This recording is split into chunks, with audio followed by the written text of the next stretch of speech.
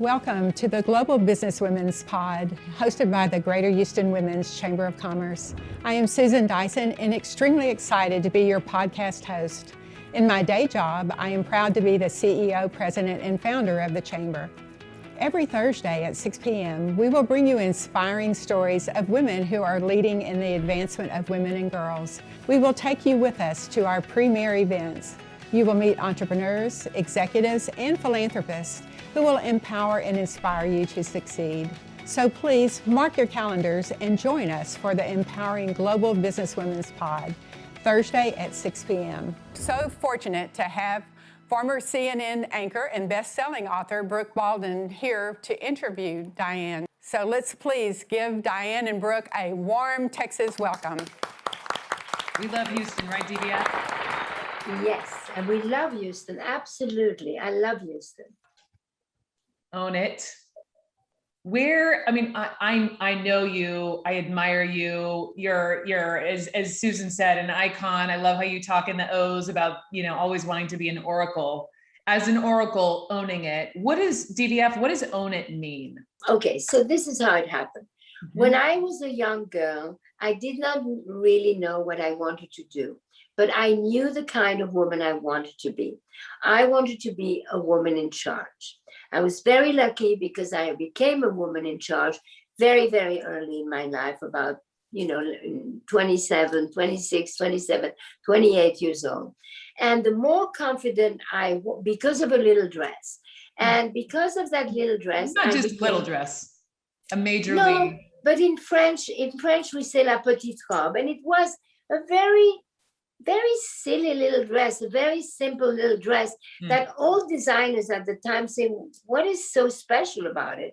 And when you see it on a hanger, there's really nothing that special about it. But when women put it on, all of a sudden the body language changes. And so as I was becoming confident, I was sharing my confidence through a dress and making other women confident. Then later people would say, who is the DVF woman? Who do you design for? And I would say, the woman in charge. So in charge was always this umbrella over everything that I did. And I never really thought too much about it. And then when I start, I always do these big, huge events for International Women's Month. And I have the conference and I had I do all those things. And in charge was kind of the big umbrella for it. Yeah. But then I realized that when you say in charge, it could be a little intimidating or a little aggressive, more important. And really, truly, to be in charge is not aggressive. It's a commitment to ourselves. It's owning who we are. We own our imperfection, they become our asset. We own our vulnerability, it transforms into strength. So the publisher came to me and they wanted to make these little self-help books that are very, very popular. And so originally it was supposed to be called In Charge. And then the more I was working on it, the more I was realizing that everything brings you to owning it.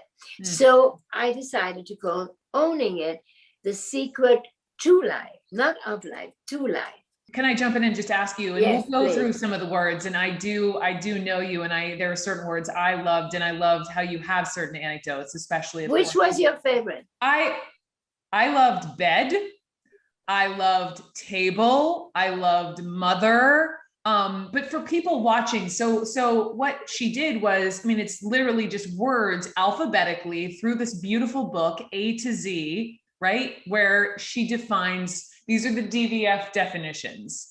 And so how did you even, did you just sit down one day and these are some of your favorite words? These are the words that hold meaning? Yes, they are the words that speak to me. I wrote them alphabetically, A, B, C. When I last saw you, we were in your home where you are now. And I know, and before we even came on today, you talked about this whole pandemic has really brought you closer to nature. And I loved your definition of nature. Nature is everything. Everything we eat, build, and use comes from nature. We take it for granted. We abuse it. And yet we totally depend on it. And then you say Leonardo da Vinci, the greatest mind of all time, used to say that the thing he was most proud of among all his accomplishments was that he could read nature. I love nature more than anything. And the older I get, the more I do. And also, I use it for pattern. All my patterns, everything is always inspired by nature because all the patterns are in nature, whether it's a bar, everything. I agree. And I know where your beautiful home is, surrounded by all the trees on the river. And what I also know about you is you love to swim. When you are on your boat, you take your time to swim, and you wrote about this in the book too, about how, what is it, you do your gratitudes, like, this is so much a part of who you are. I mean, yes, you are this glamorous, fashion icon, but you have such deep moments to yourself. I actually love to be lost in nature. And I am very lucky that we have a boat.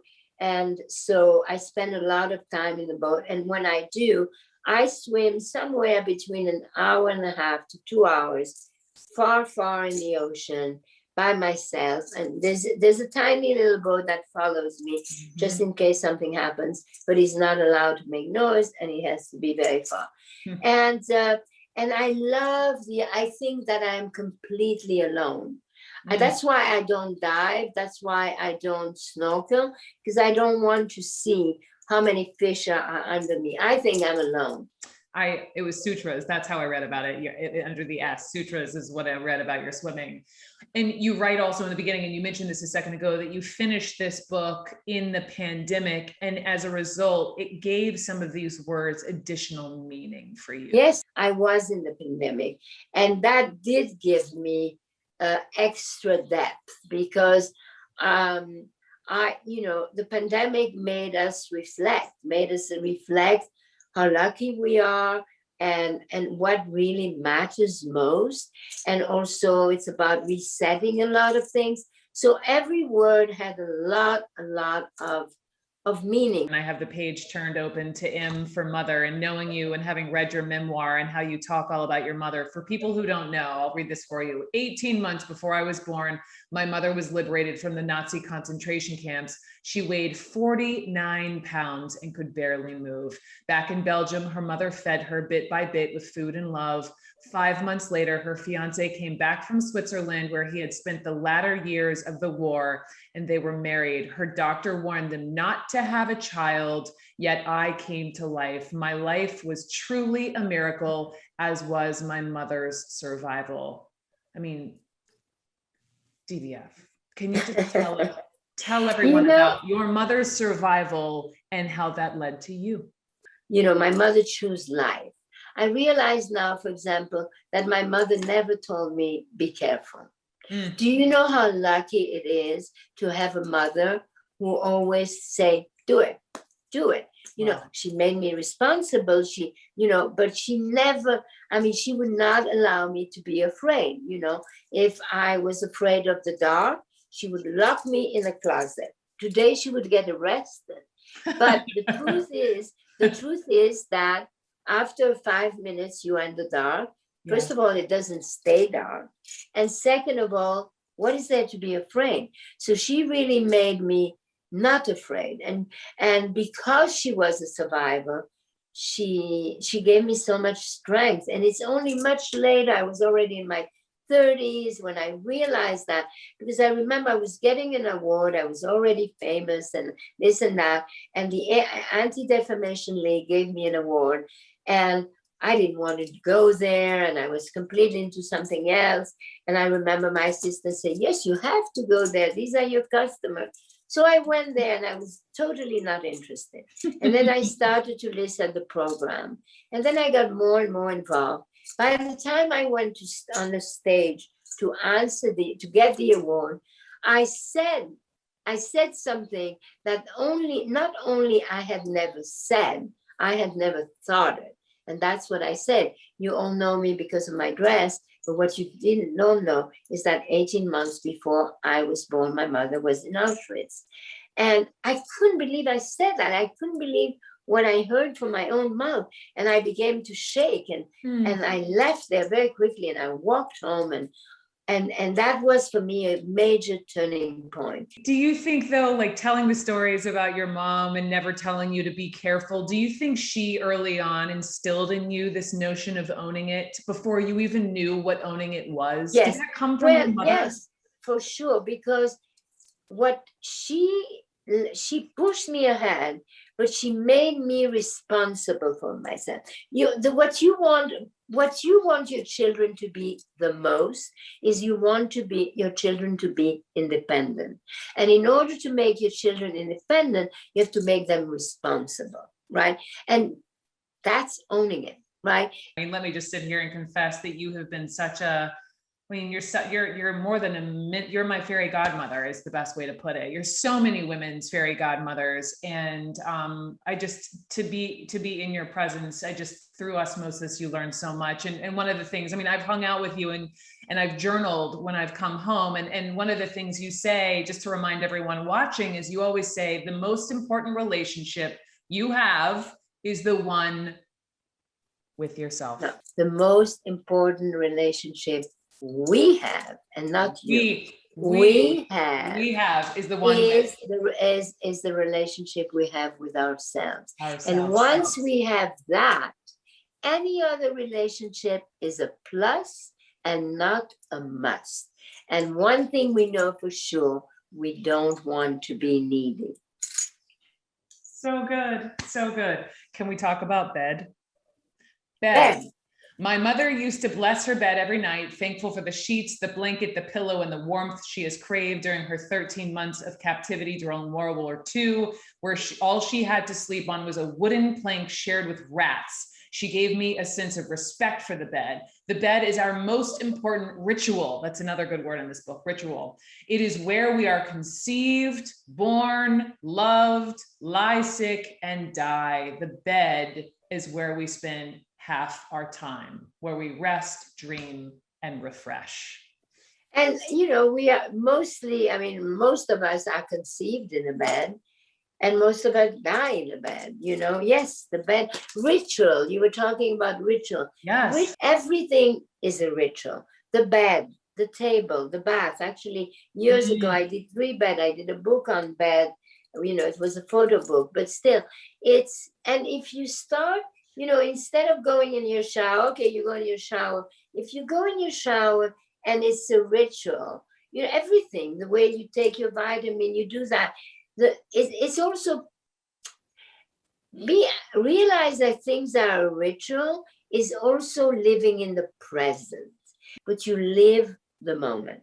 You know, you live the moment. Recently, I had a friend who had to have a very, very, very unpleasant surgery, but I mean, really unpleasant. It was an exam more than and so she was talking to me and she was telling me what she was going to go through, and I didn't know what to say. I really didn't know what do you say. And then I came up with this thing, which she told me was so useful. I said, you know what? Go and do it, and look at the procedure, but look at it as a documentary.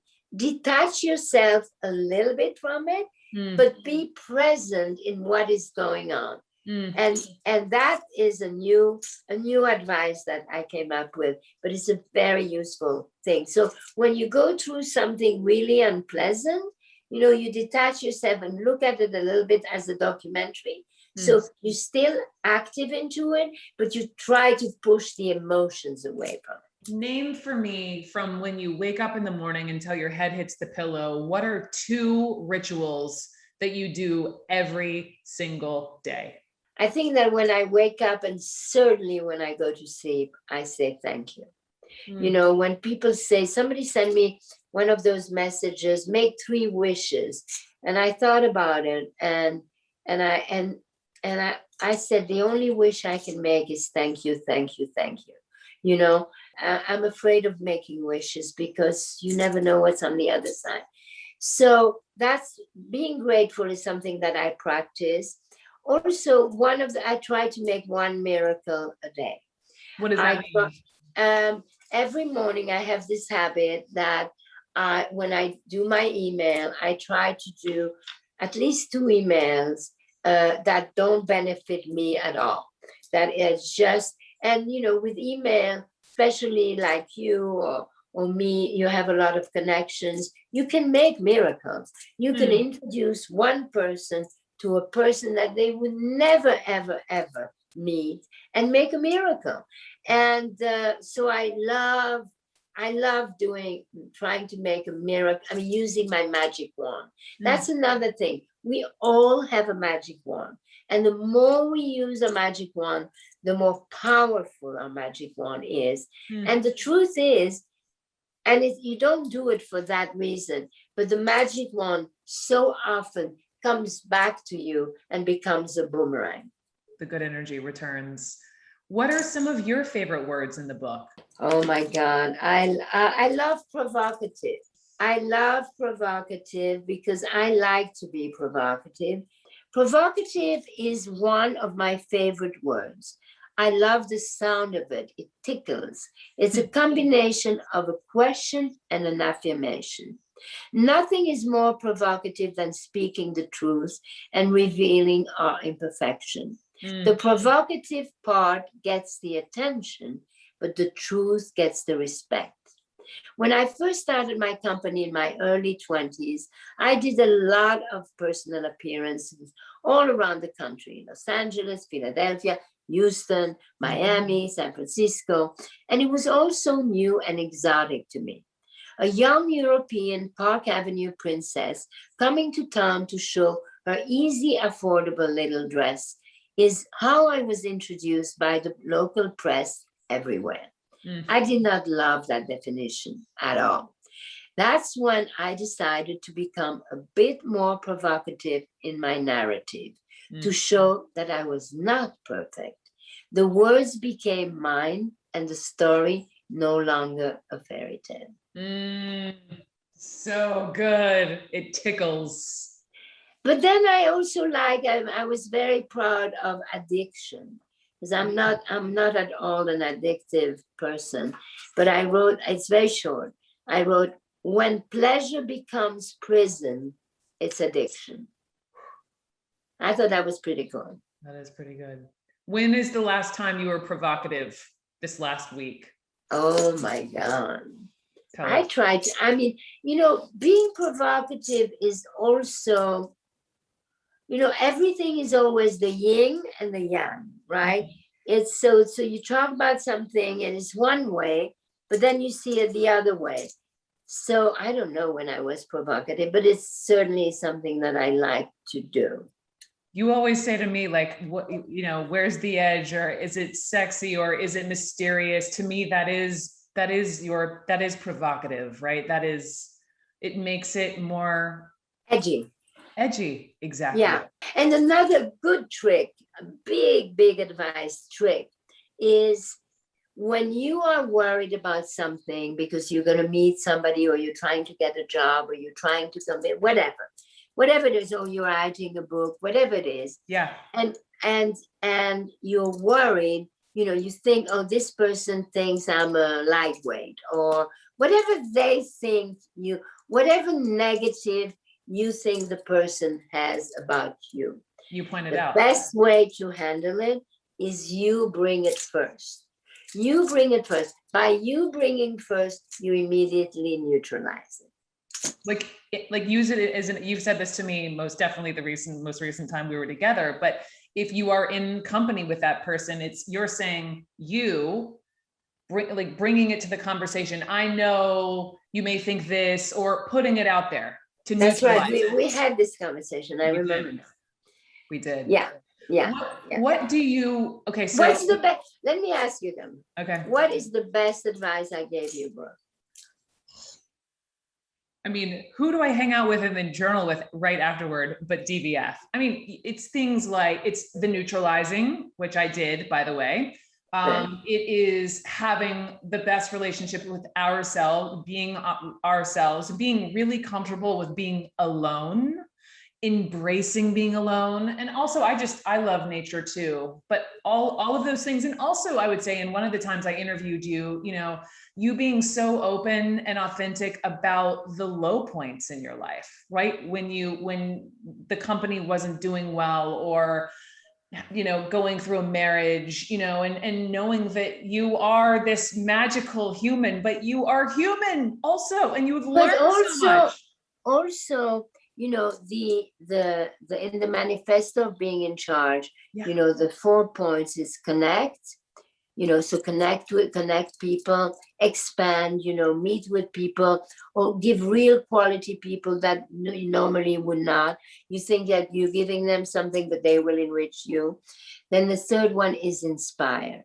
Well, nothing is better to inspire than storytelling. But the way to inspire is not that you're successful. Okay, big deal, but people may not relate with that. What is inspiring is when you talk about the obstacle, you talk about the challenges. Even sometimes you're on the cover of a magazine, everybody's applauding you, but you inside you know that things aren't so good because you know what's happening. Yes. And at the same time, there may be time that people say, oh, she's over, that's the past, she's over. People think that, but sometimes that's not true either, because you already know that you're changing that. So so all of these things all deal with the complicity you have with yourself. And my big luck, or my big strength, is that for whatever reason, from the beginning of my life, I always practice the truth. I can really look at you in the eye and say, I have never lied. Now, I find ways sometimes to tell the truth in a very nice way, but I've never lied. And most important, I really try not to lie to myself. And that gives you strength. And you mentioned now writing your journal 3 times already since we spoke. Yes. And I have written my diary all my life. You took me to your basement and showed me all the old DVF diaries. Yes. That is, talk about the most truth telling when you are writing on those pages to yourself. But even if you don't write anything interesting, because very often, if I open the diary, I'm always at a turning point. I mean, it looks like I've done nothing in my life but turn. But even if you don't write anything special, even if you just say thank you or whatever, somehow is the moment of communion with yourself, the ink coming out. There's something that's why I never went to therapy. What do you want people to take away from this book? I love that young people are loving it. I love that it keeps getting, out of stock on Amazon and you have to keep restocking it. I mean, it is in demand. It is something it's useful, to use your word. What do you want people to take from this? It's like a mirror.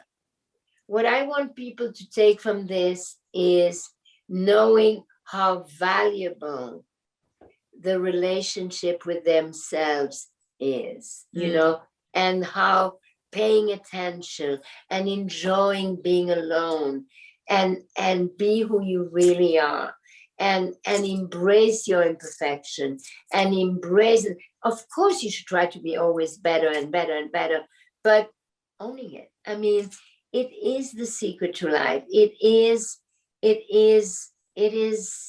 a great key.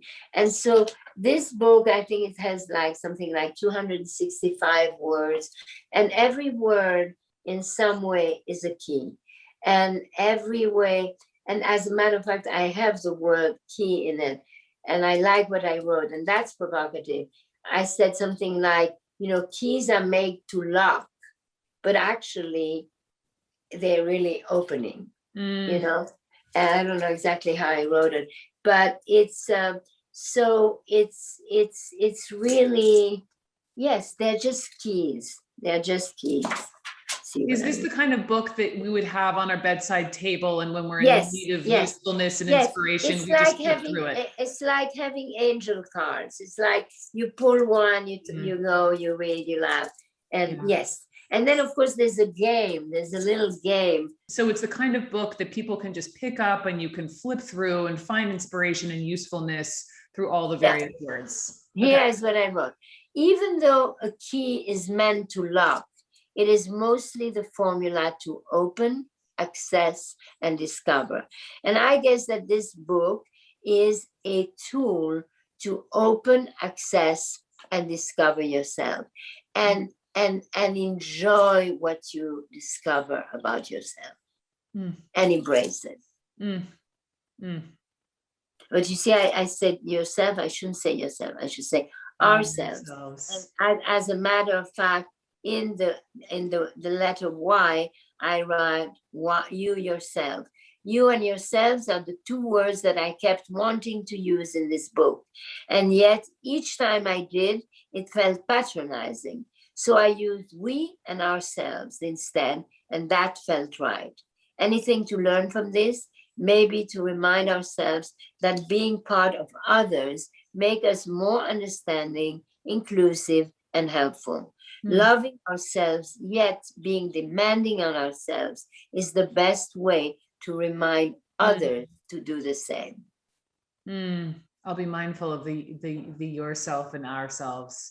Really, DVF, just last question, and we'll get every single person I know will be ordering this book for everyone they know. But you know, as we close and we talked about COVID and nature, like what for you, living through this year plus, what is the number one thing you've learned about you? I think ever since COVID, I go to sleep at night and I say, I am thankful to be me. I am. I'm so thankful that I am me. And for many reasons, obviously, but because I'm able to always somehow find strength in me. And also I'm at a moment of my life, you know, it's towards the end of my life. I have all the fruits of what I have done. My children are aging, my grandchildren are growing. And my business, I had to make major changes. I had to close so many stores. I had to separate from so many people. It was very difficult. But I remember, like, New York Times called me and they wanted to know. And at the time, I didn't know what was going to happen. I said, I have nothing to say, because I may think something in the morning and that by the night I will change. But I said, but I still talk to them, because what I wanted them to know is what I was going through. Everybody is going through. And by me owning it, that will help other people to own it. So what I have enjoyed the most about this year is the coherence of it all. You know, and making this book has helped me and has given me a lot of satisfaction, because it's also authentic and so real and so I mean, I don't want people to think that I am conceited, but I'm happy to be me, and but to be me is a lot of work, and it doesn't mean that I wake up very often I wake up and I feel like a loser, but you know, then I go in front of the mirror, and what do I say to myself? When you doubt your power, you give power to your doubt. You know, so I have practiced for so long, the ups, the downs, the this, the that I have really achieved a wonderful relationship with myself. And because I couldn't move and because I was home, I have been able to, I mean, I'm in my home that I bought when I was 26. I was 26 years old when I bought this house. And of course it has changed and this and that. So I've been here for 47 years. I mean, it's, you know, book, every object, every, children were little, children were big, one husband, another one, I mean, all of this is so I for people who listen, if you're very young, start now. Start making sure that you live your own journey. Yes, there are other people in your journey. Yes, you fall in love, you get married, all of that.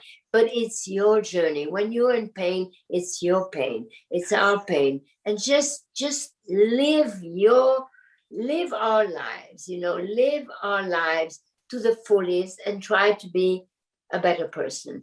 Because compassion, for example, compassion and empathy is not something that you learn, that you know when you're young. I had no sense of it. I didn't even use the word compassion, didn't understand the word compassion until I had the cancer 26 years ago. I mean, it's life is, you learn every day. I still learn so much. So don't, my advice would say, don't waste time. Just enjoy even the difficult moment. Just live them and deal with them and trust yourself. Own it. I've got it. I even have, here is the autograph right there. I love you, DVF. Thank you so much. And to Houston and Susan, thank you so much. Thank you. Thank you, Susan, and thank you, Brooke. I love you. And good luck every day of your life. This is a whole new life for you, and today is the first day of the rest of your life. Thank you. Thank you for watching the Global Business Women's Pod, brought to you by the Greater Houston Women's Chamber of Commerce. We cannot wait to see you next Thursday at 6 p.m. And remember, you can always find us at GHWCC.org.